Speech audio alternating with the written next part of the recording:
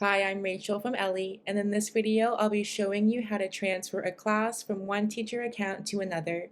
Please note that this feature is only available for teachers connected to the same organization subscription. So let's get started.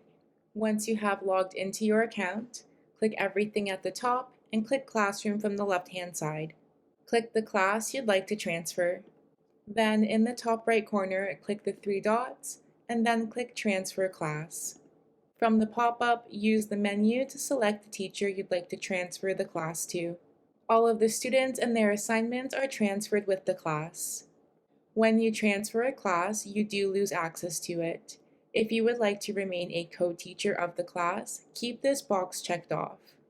If you would like to completely transfer the class to the new teacher so that it is no longer accessible from your account, you can uncheck this box.